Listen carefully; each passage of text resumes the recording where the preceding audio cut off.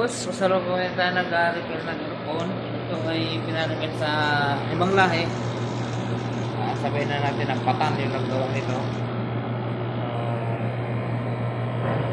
Ano natin, nasa 48 na yung mga ganyan. So, observahan natin.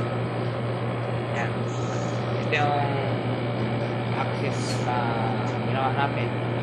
Maganda ito kasi ihigpitan mo lang ito, tutusokin na niya yung tubo. Pag natusok na yung tubo niya, luluwagan mo ulit para yung preyon papasok pa yung lalabas dito. Yan.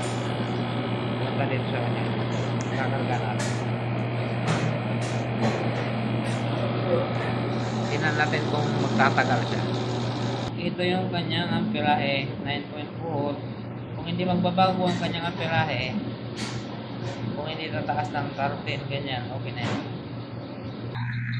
So mga boss, okay na yung ating ginawa.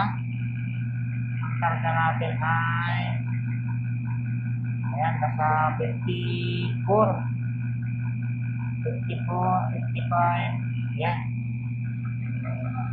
Pagod na yung kanyang compressor, pinapawisan niya yung tubo.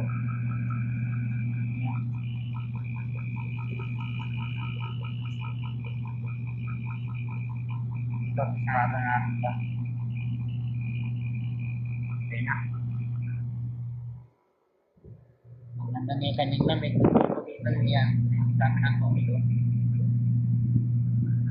Ang kanyang amperahe is so, tapos na natin hinilan yung ating ginawa, boss. Yan. So far, so good. Wala naman siyang leak. Kaigi naman yung ating ilan. Yun. Yung problema lang yung kanyang pan motor. Maingay na siya. So, papalit pa rin ang pan motor nito. Salamat mga boss. Salamat sa panonood. Manonood lang sa video niyo panday. May matututunan ka. Saka magkakaroon ka pa ng idea. Paano mag-ayos ng aircon. Salamat sa panonood. Pag-comment naman yan kung saan lugar ka na nanonood. Para malaman ko rin kung saan na nakarating ang aking video. Salamat.